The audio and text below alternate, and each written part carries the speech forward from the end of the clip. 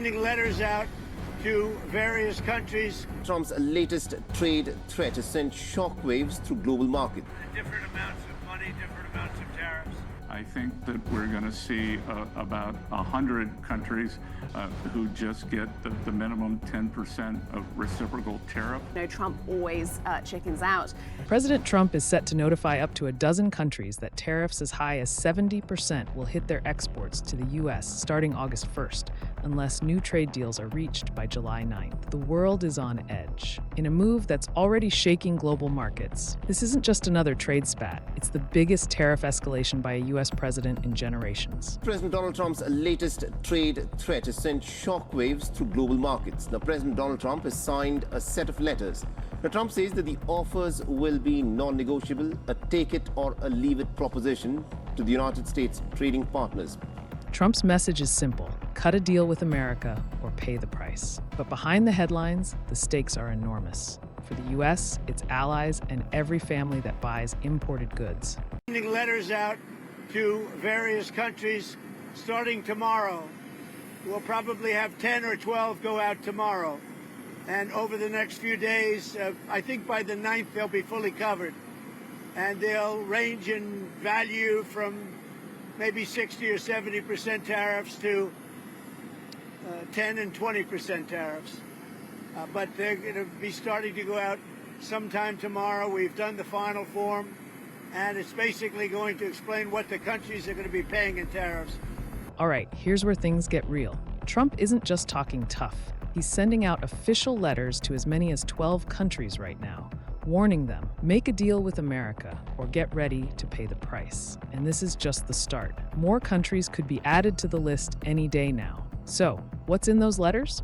It's a straight-up ultimatum. Accept new terms by July 9th or face tariffs that could hit 10%, 20%, even a jaw-dropping 70%, depending on who you are and what you're selling. That's not a typo, 70%.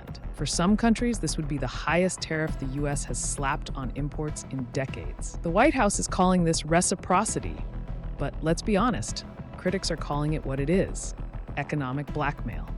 It's a take-it-or-leave-it deal. If you're not at the table, you're on the menu. The last time the U.S. imposed tariffs this high was the Smoot-Hawley Tariff Act of 1930, one of the triggers of the Great Depression.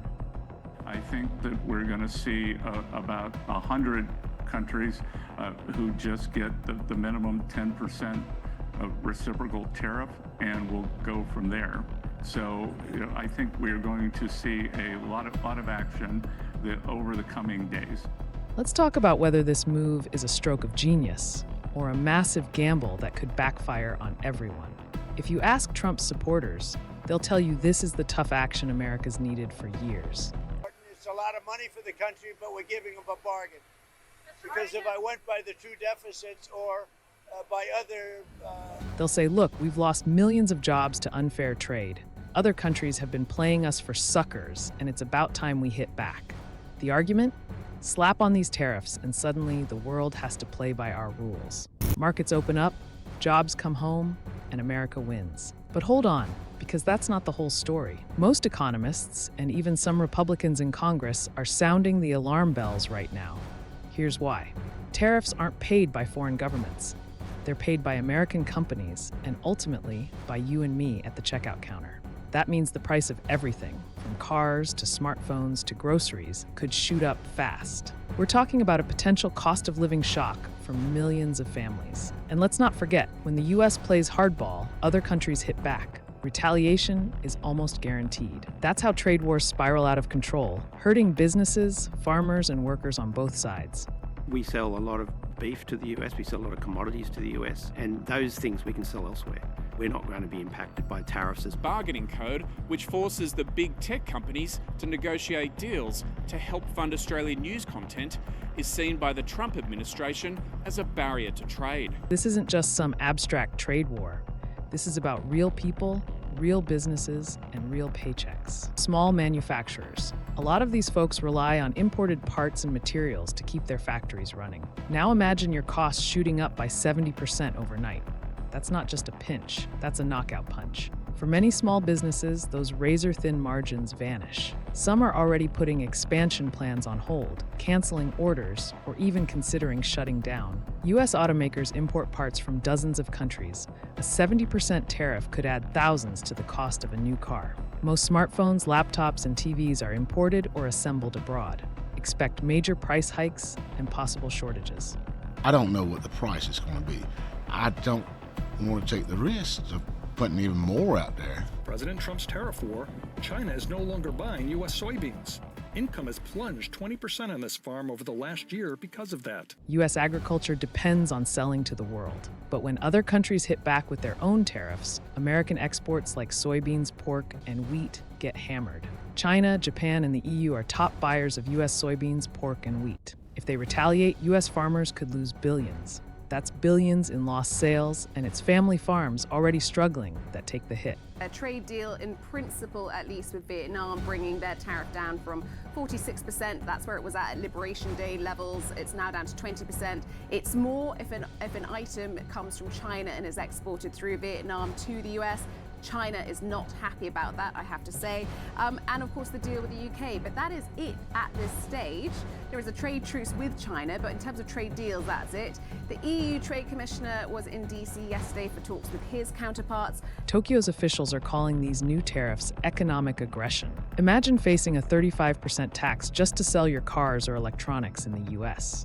That's what Japan is staring down right now. And it's not just about dollars and cents. For Japan, this feels like a direct challenge to their economy and their partnership with America. The European Union, they're bracing for tariffs that could hit 50%, especially on cars, steel, and tech. Ursula von der Leyen, the EU's top official, called Trump's move a major blow to the world economy. She's warning that European consumers will see higher prices, supply chains will get tangled, and businesses will face more red tape than ever. And if talks fail, the EU is ready to hit back with their own countermeasures. And for smaller economies, that's not just a headache, it's an existential threat, and it doesn't stop there. South Korea, Indonesia, dozens of countries are scrambling to make last-minute deals, hoping to dodge the tariff hammer. Some are sending urgent delegations to Washington. Others are already warning their own industries to brace for impact. The World Trade Organization is sounding the alarm, warning that a full-blown tariff war could cost the global economy trillions and push millions of people into poverty. Even global markets are feeling the tremors. Stocks in Asia and Europe have dropped, and the US dollar just had its worst 6 months in 50 years. Statistics Canada show Canadian exports to the United States are nearing the lowest ever. Exports to other countries, though, have reached record highs.